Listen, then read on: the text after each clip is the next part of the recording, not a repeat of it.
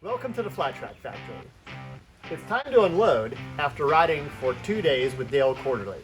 If you don't know who he is, but enjoy racing, you'll be glad you watched. Dale ran me through a drill where he forced me to ride one-handed in order to deconstruct my riding, and then explain how this can help you improve your riding skills. It's a long-form discussion, so if that's your thing, find some downtime and enjoy.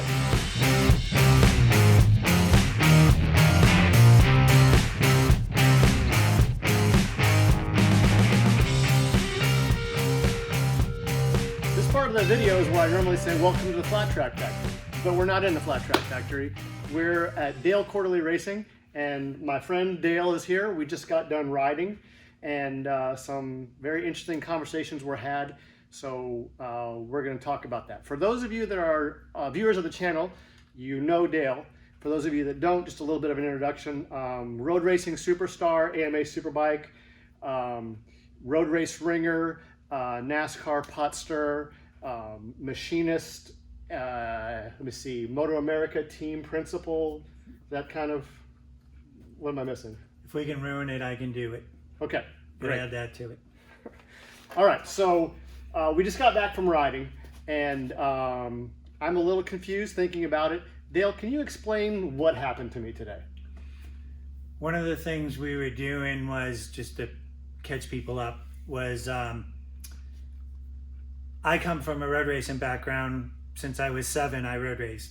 So my son got into Alex flat tracking and drug me along to it. So one of our buddies, Mike O'Neill, asked me to, hey, you want to try my Honda 250? Teddy Brown owns it. Thing's really cool. I go and drive it, win first week out, think it's sensational. So being the guy that I am, I go buy a brand new Kawasaki 450, lower it, Durrell wheels, Durrell suspension, Durrell quick change, handlebars, you name it, I had it. We go back to the next week, and I cannot ride the freaking thing. I mean, I cannot ride the thing.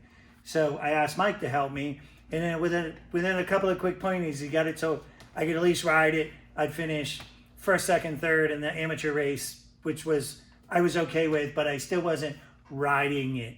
I was a passenger. It was doing what it wanted to do, but just because I'm crazy, I'm staying on the gas, but I'm not really riding it. So it was fun to watch. If I did want to stand back a little bit, though. Yeah, nobody was at the fence. So Mike and I have been talking over time, and over time become buddies of racing, and trying to talk about stuff. And what I was trying to explain to Mike was, I look at stuff a little bit differently than everybody else. I'm definitely outside the box thinker. But everything I have put my ass in, I have been able to win on or in go-karts, motorcycles, my race cars, modifieds, you name it. If I've run it, I've been able to run up front in it. So I'm giving myself some kudo, but what I'm not doing is saying I know exactly how it's done, because everybody accomplishes their goals a little different way. So what we were really trying to hone in on today was, what are you, and I'm going to use this wording, really doing? Not what do you think you're doing, what are you really doing? And I'm going to throw out a couple of names at the moment. When I take my Motor America team over there, and Dallas Daniels is with us, Jamie Astudillo is with us, which is a women's national motocross champion, and we go over there, it takes me 2 minutes to get them to realize they don't really know what they're doing. Tell everybody over there. What do you mean? Like over there, to the road race track, to the. It can be anywhere. I don't care where we go. But over there in this wording is our buddy Aaron Stevenson owns a place 20 minutes from here.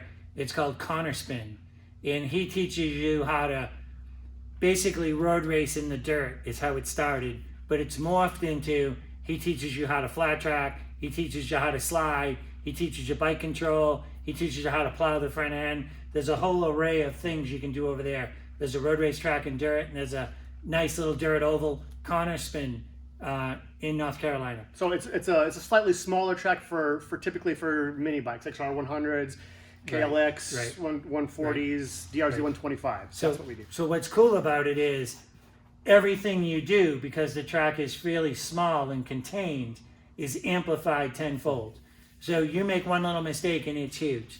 So what I asked Mike to do with me today, and this is basically what this video is about, even though we've wasted 10 minutes already, is what are you really doing? Not what do you think you're doing, what are you really doing? And what happens is every time I bring somebody over, including Dallas Daniels, that went from here with the help of Johnny Lewis, his father, all the years of riding 9 million laps. From here, he went and won, was it a Pure TT? What TT did he win? I'm not sure, but he's certainly very well accomplished. He on the won big his track. his third pro race ever. He wins the TT. And in part, when you watch of him riding, he was able to do some stuff the other guys couldn't do. When you go talk to his mentor, Johnny Lewis, and Johnny Lewis is explaining exactly what he's doing in each point, and then I explain what he does in each point. When you morph all three of us together, that's what he was doing. And so to clarify that, what I'm asking is, when you get down, if we're flat tracking, we get down the straightaway and life's good, and elbows up, everything's good, and we step on the brake a little and we start sliding the thing in. Right that second, what are you really doing? Is this hand doing something? Is this hand doing all the work? Is all the work in your ass? Is your knee up against the tank? Is your foot buried into the foot peg? What are you really doing? Is this foot just buried in the ground and it's friggin' wearing you out? What are you really doing? Move forward. You get down into the turn. It's just about time to let go of the brake. When you let go of the brake, what happens next? What are you doing right that second, right? Yeah. Then you go from that to, at some point, okay, now it's time to get back on the gas. Well, what happens when you get on the gas? I mean, most people, if they want to be honest, because we are terrible, I don't care if we're winning the amateur races, we're terrible.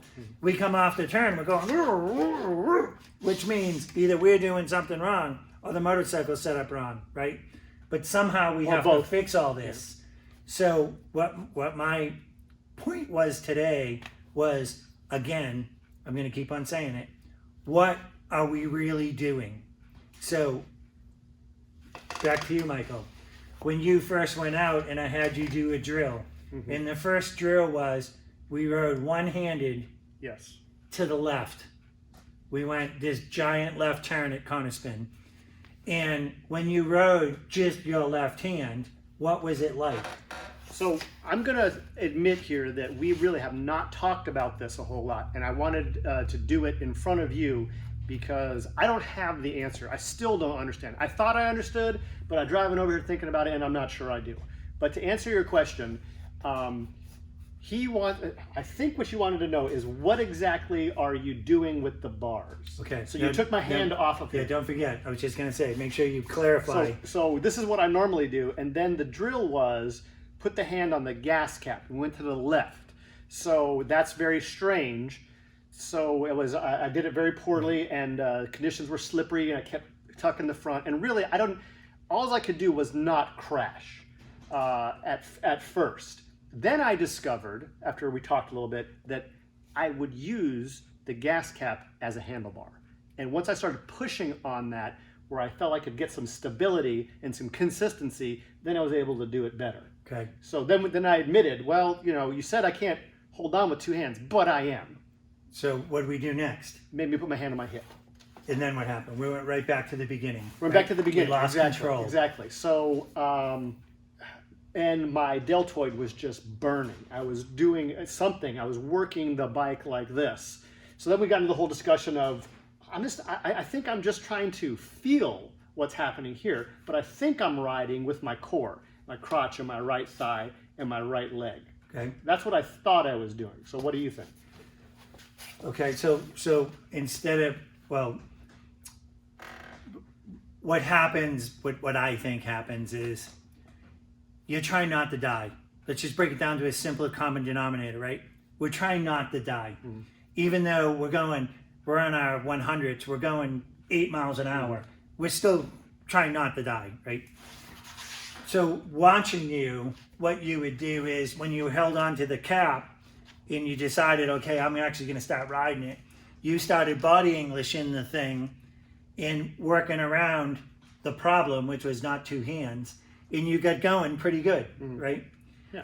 But when I made you take your hand and pull it back to your waist, and now you lost that ability for your body English to actually get inputted into the bar because you can't hold on, and you're just riding it left-handed again, you go right back to, and I'm saying this, you can agree or disagree, you lose control of the motorcycle. Absolutely. You're a passenger, right? If you pull on the bar a little, the thing lays over, but it doesn't turn, it starts going right. If you push on the bar a little, it just wants to fold the front end and go right to the ground, right? You're never really in control. I would never right? was. No. Okay. So then I had him, and of course, there was 20 arguments, 6 conversations, 3 I don't knows, 4 I'm a pro, don't like going 2 miles an hour. We went through all these iterations, which is part of it. So I'm like, well, hold on. I know this has taken a while, but we haven't got to what are you really doing yet. Once we turned you around, and now we went to the right, left hand still up on our side, and I asked him to just go ride for a minute. He goes, and he's 3 times faster than he was, well, maybe not 3 times. He's a third again faster than you had been going. Not only that, you're way more consistent and way smoother. So then I got on my own and went to ride with him, and the 2 of us are booking right along, and we're both doing pretty consistent laps. We'd mess up once in a while and go up over the grass or over the tires, but we were pretty consistent, right? We were booking right along. So what I did then was stop them and again ask the question, what are you really doing? And his answer was, well, I'm if I step on the peg and if I move my shoulder and if I do this, I do that. I'm like, okay, well, what are you doing with the bars? Well, I don't know. I don't ride it with the bars. I'm telling you, I'm just holding on. And so I let him talk for a second. And I'm like, but is that what you're really doing? And he's, yes. I'm like, okay, then I want you to do something. And this is the video. This is the whole piece. When I sent you back out and let you ride, I'm going to call it my way for a second, just for wording, my way for a second. My way is I want to be in control of whatever I'm doing. I don't care if it's a tricycle. I want to be in control. I want to know where that front wheel on the tricycle is so I don't high side it, right? I want to know in my race car, when I turn the wheel and I get that right front dug in, I know when it dugs in, if I touch the gas, the rear end's going to break loose. And now I'm driving it with my foot, and I'm counter steering, and I'm driving it, right? I want to know where that balance point is, that sweet spot, right? So what I did was I sent him back out, and I had him put, and this is the whole piece, constant forward pressure on it. And before he even went out, it was, and every single person does it to me, no, you can't do that, you're going to crash. I'm like, but we don't know that. You haven't tried it yet. Yeah, well, I know. I've been driving for 20 years. I'm like, I've been driving for 50 years. 30. You don't know. You haven't tried it yet. Well, I'm like, stop. Just go out. It's hard to do. Let it answer the question. Let it answer the question. You don't need to answer it up front, right? Let it answer the question. In today, at Connor Spin, on this day, with this much moisture, with this sun out, it's 59 degrees, whatever it was today. Sunny. What happened when you did it? Well, I don't know. I haven't done it yet. I'm like, I know, which is get going. So he goes and rides a couple laps, and now he's flying. He's going through the turn nice and smooth. He gets going so fast, he decides, right here, I'm going to floor it. Instead of being like quarter, half throttle like we had been, he goes for full stick. And the first time he slides the back, he gets this nice slide going all the way through the turn. Gets down the end, shuts the throttle off, up the hill he goes. Right, hand on the hip. Comes by the next lap, going good again. Comes by the next lap, now he really grows some and grabs a serious fistful. And the thing spits out the back. He lets go of the throttle, comes back under him. He's instantly back into control because he's pushing on the bar and finishes the turn. Next lap comes by to prove that, hey, it wasn't a mistake, and I'm not backing down. He grabs a double fistful, and the thing almost high sides him. He stops. We chuckle about it, and we talk about it, and we basically morphed it into. I'm trying to explain to him when you constantly push on the bar, let's leave geometry out of this at the moment. When you constantly push on the bar, you're in control. You have the motorcycle wound up, the tires wound up, the suspension pushed down. Everything's in your hand, constantly pushing on it.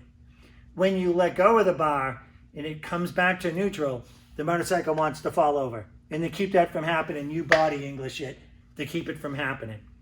If you constantly push on it, it'll constantly keep turning. And we're not talking about, doing a 400-pound bench press here, right? And that's the key. That's the key. I'm glad you brought that up. We're talking about 5 pounds on the bar. It's just a constant pressure. I think it's ounces. Okay, well, let's make it 1 pound, just so we can stick to pounds, right? Okay. Let's make it 1. It's 1 constant pound. You never come to 0. Don't let it come to 0. If it comes to 0, it's going to fall over, and now you're not in control. Mm-hmm. That's the piece I was trying to get you and I to clarify, because where I struggle moving forward is when somebody will say, Johnny Lewis will say, you're just not going in out. You need to get the thing, and he's doing this. Well, that's so far past where I can ride, it's not making sense. Mm. In doing this and elbow up, all that shit is cool, and twisting the throttle like a screwdriver, foot out, hips out. I mean, all that stuff is cool. But how did you get there? Mm-hmm. To get to that point, you had to start something. To get the motorcycle to start the layover, you had to push on the bar. You had to pull on the bar. You had to do something with the handlebars to tell it to go left or right. So let's be clear, because maybe somebody doesn't even understand what happens when we push on the bars. Anybody that's ridden a bicycle, they know this on a certain level, but can they articulate is another story. So the motorcycle is going straight at the camera this way, and you push on the bar this way, and the wheel goes this way. The motorcycle must do what?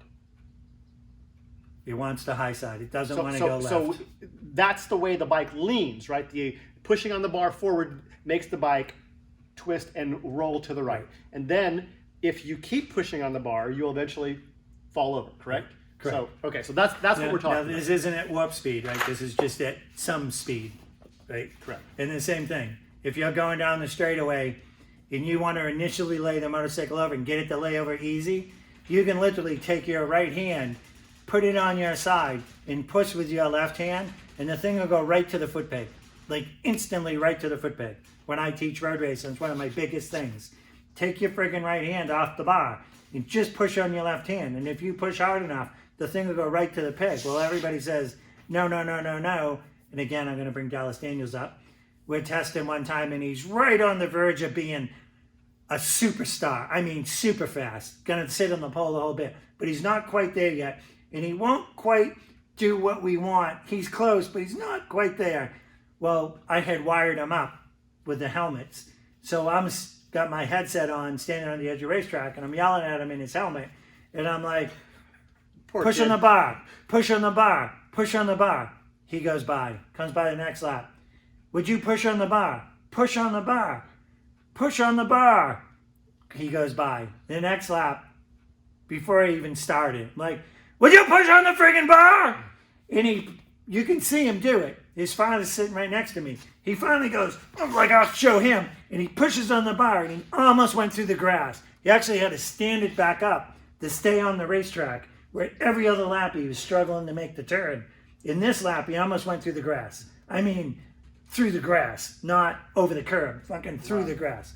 So from that moment, and if you talk to Dallas today, he'll tell you the same thing. From that moment till now, he's been a superstar and super fast. That was his pivotal moment of, oh, I get what you mean now. You really need to push on the bar. Like he's saying, if you just push on the bar, it'll just boom like you want to. So the flat tracking is the same thing. What are you really doing? That's the question.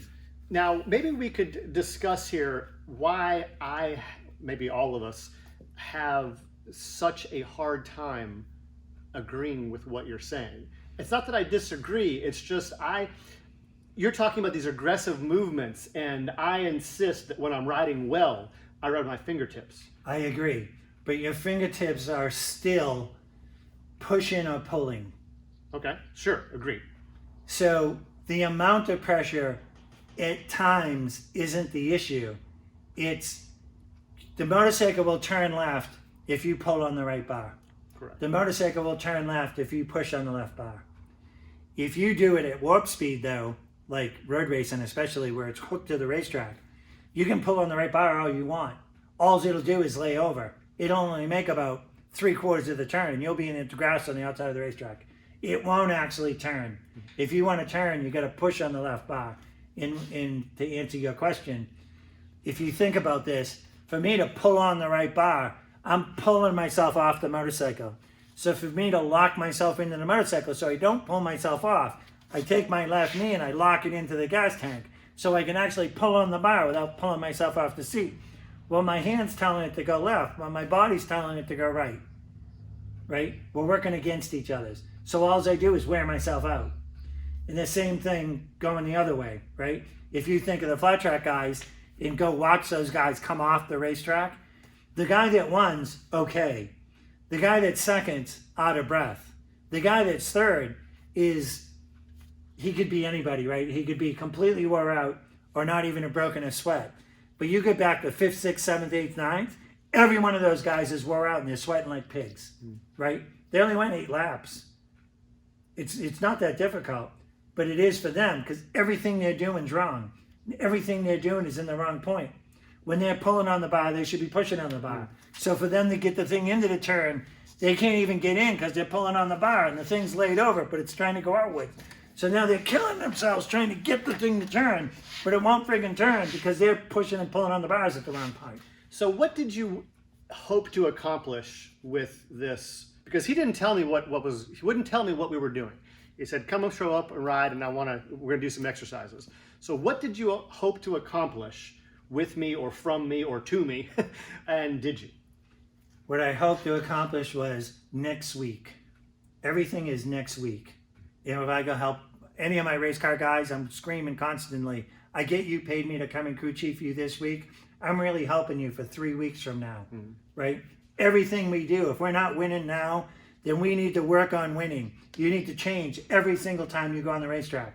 You should either change your riding style or change the motorcycle, right? We're not winning now, we got to do something to win. It's just my mentality, right? So what I was hoping to do was, because you started these videos, was have a video for, I'm going to call them your clients, Okay. for your client, your fan base, to Maybe just fellow flat trackers. Okay. I'm not sure I have any fans per se. to your fellow flat trackers that, you know, since Dale and I went to the racetrack, I didn't speed up, I didn't slow down. But I can tell you what I actually am doing now, and it's not one thing like I thought I was doing. That's what I'm trying to get out of you. You have the ability, because you have a flat track channel, to take your years of information and put it in the words. It's not easy. But that's the problem. Because you won't slow down for 1 second at the track and absorb what you're really doing, because you're full on trying to stay alive, right? You don't have time to think about what you're doing. You have so much natural ability, you just ride, right? And we have so much ability, we can't ride at all because we're doing it all in the wrong order. So we're trying to catch him. We're killing ourselves. We're pissed off. Jesus, I can't believe he's just driving away from me. I'm on the gas and he's driving on me like he's got 40 horsepower, right? You did it last week. You showed up with a stock 32 horse motor in your bike and you were blowing away the guys on the DTXs with pipes and cams and wheels and every other freaking thing, driving by them on the radio like they were stopped. But you were doing it because you were on the gas 20 feet ago. Yeah. You beat them with 35 horse. They had 70. But you had 20 feet of racetrack on them. Yeah, right? my starter was a long racetrack. Right. Right? Yeah. You got on it 20 feet sooner and you were still on it 20 feet later. Right? That's how you were doing it. It wasn't the motorcycle doing it. No, it was very interesting how I had to completely adjust how I rode, and the chassis actually felt different. You know, it just wasn't being pulled on, I guess, Right. in the same way at the same time. So there was really, I never had any of those troubles I normally have, where I really had what I felt like no drive grip as going to the throttle. Right. I think that's because the chain wasn't pulling the tire very hard. Right. There's two, in the car guys call it side bite, when you're still turning but you're trying to accelerate but you're still turning. Yeah. Right? They call that side bite. And forward bite to them would be you're taking the wheel out of the car and driving forward. Okay. So they call it side bite, forward bite. I didn't call it anything when I go-kart raced. I don't think I had any of those terms back in the day. But since I've been doing the motorcycles, especially on the flat track stuff, the side bite, forward bite, if you stick with that analogy, really works. I think so. Because when we did the one-handed drill, and we were going to the right, and right, you push it on the bar, gives you that ability to feel secure on the motorcycle. You're making the motorcycle do what it wants, what it's supposed to be doing, and you did the go for throttle. That's what happened. Because you were carrying so much speed, you were using up side bite just in speed. So when you asked it to go for forward bite, because you were still turning, it said, "Look, I'm not doing this," and lost the rear end, right? Because we had already used up our side bite number, Yep. right? But, and it's back to, we know that's true. And it started happening that it didn't happen before. Because before, you were neutral bar. You weren't using up side bite. You never had the bar, the motorcycle loaded and the tires loaded. So when you get on the gas, nothing happened right then. It just went for a second and then it slid the tire. But we were only going a third as fast, right? Once we sped up. And the other piece that happens, and this is a complicated piece, I don't know if I want to get into it, but you've got rake and trail in a motorcycle. In rake and trail, forget about rake and trail. But rake and trail, basically, in a simple version, is trail is stability. Trail is a little guy holding a pry bar, holding the wheel straight so you feel secure. And when the front end goes down, the trail gets short. Now that guy loses his pry bar, and he can't help you feel secure. Well, the ground's coming from in front of you to you. It's hitting the front of the tire and turning the wheel on you. So that's what happens if you think about it. You guys get down in there, and life's good, life's good, life's good, and all of a sudden you feel it slow motion go and hit the deck, and you fold the front end. You're like, Jesus Christ, I didn't do anything. That's the problem. You didn't do anything. Because you had zero input in the bars, the ground got a hold of it and just power steered it right to the ground. So I think what you're saying is when the front end collapses, you've lost the ability, the pry bar guy, Right. he doesn't have a hold of the back here. He's choked way up on it and Right. he has no strength. Right. So the ground is now way more powerful than he is when the bike is nose down. Right. As the front end goes down, the contact patch on the tire moves forward. So it actually gets in front of the axle. And as soon as it gets in front of the axle, I call it power steering. It's instant power steering. It just powers you right to the ground. That's why when you get it laid over and you let off the brakes, why it always wants to fold the front end first, like when the track's wet or it's slicked off, why it always folds the front first. Because what it's really trying to do is roll out from underneath itself. It's trying to roll out, right? And that's because we're braking and the weight is forward, the rear stands up, the front goes down, and the contact patch for the ground Goes goes forward on the tire. Okay, and that's what makes it darty and quick. Correct. So if you then go to the gas, what happens? Well, then just the opposite happens. So then, let's say you get into the turn and you finally get in right, you feel good, right? I do this all the time. You get in, you feel good, you instantly go for the gas. Well, the second you pick up the gas, the front end comes up. And as soon as the front end comes up, the pry bar guy kicks in and goes, "Hey, I want stability," and turns the wheel straight, and you woof, rocket to the outside of the racetrack. So the pry bar guy, he's not up by the wheel, he's back Behind the with a wheel. big long lever controlling. Is that right? Right, like a rudder. He's controlling it, and he's giving you stability. But you haven't finished turning yet. You don't want stability yet. So now you're muscling the bars trying to finish the turn, which is back to the 5th, 6th, 7th, 8th place guy is freaking wore out when he gets off. Because everything he's doing is wrong at the wrong time. He's working against himself the whole time. We go, and I keep bringing up road racing because it's something I really know. I've done both, and I just don't see them as being that much different. Well, they're not. But that's why I keep going back to the road racing. The road racing, because you'll do, let's say you go do an endurance race and you'll actually ride for an hour straight.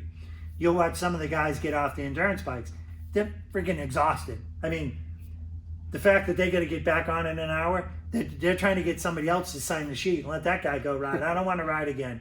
because they're a club racer. They used to 8-lap races, right? They used to 8 minutes, 12 minutes on a motorcycle, not an hour. Yeah.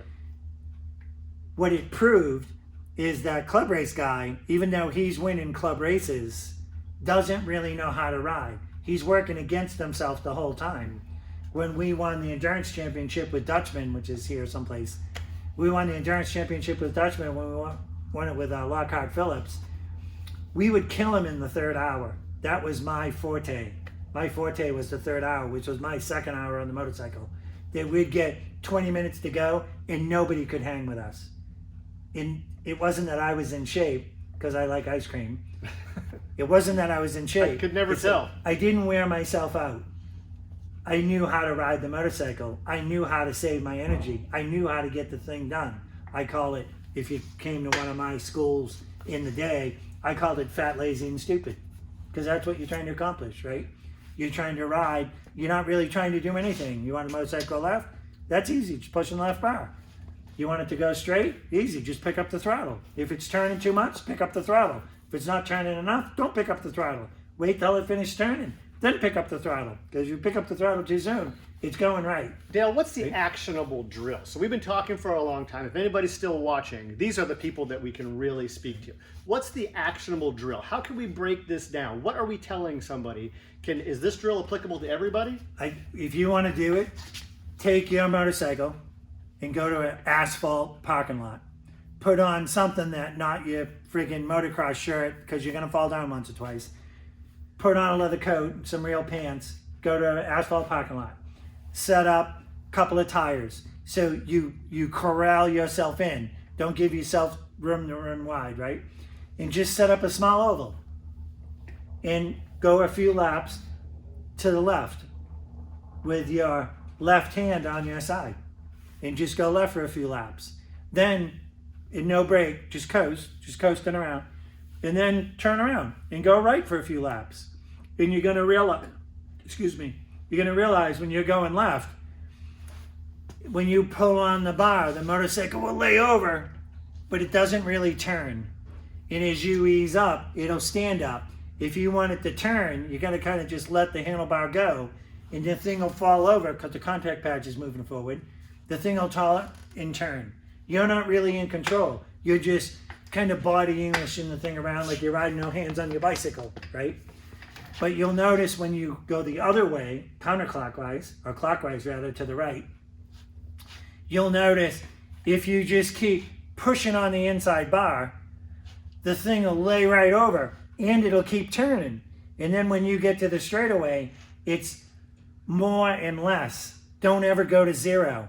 You should never be doing nothing. It's more and less, more and less, more and less. You get to the straightaway, it's less. Let the thing sit up. You get to the turn and it's more pressure. The thing will whirl, lay right over. You get to the straightaway, you ease back up a little, and brrr, ease back up a little, brrr. You actually open your hand up. You're just pushing on the bar. Don't even grab a hold of it.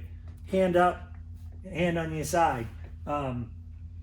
If you actually go to Cornerspin, I think it's cornerspin.com. .net maybe? Just Google Quarterspin. Yeah, we should have figured this out before we started. There's a killer video of Jamie Asadillo at Cornerspin that I had to do this drill, and she was basically arguing with me. No. Do we all argue with you? Oh, everybody argues with me. Everybody. Even Aaron, the owner, argued with me about it. That we had to do this drill, hand on the side, coming down into the left-hand turn, right-handed. And she gets down in there, full on sideways, straightens the thing back out on the gas up the hill like it warp speed, like it was nothing. And she kept on saying, no, I turn in. I turn left. And I kept on saying, no, you do not. She says, yes, you do. So it took us 20 minutes to do this drill. And when she was done, he's got it on video. She comes around this left-hand turn, flying on the brakes, feet up, full sideways, hand on her side, straightens the thing back out up the hill. It's a piece of cake once you get it in your head, which is back to the beginning. Yeah. Dudes, what are you really doing? Slow down and figure out what are you really doing. I'm just going to keep on saying it. Let's leave that there because I think that's a lot to take in. Dale, thank you. Thanks for coming today. It was a blast going over there. Yeah. I'll send you an invoice. All right.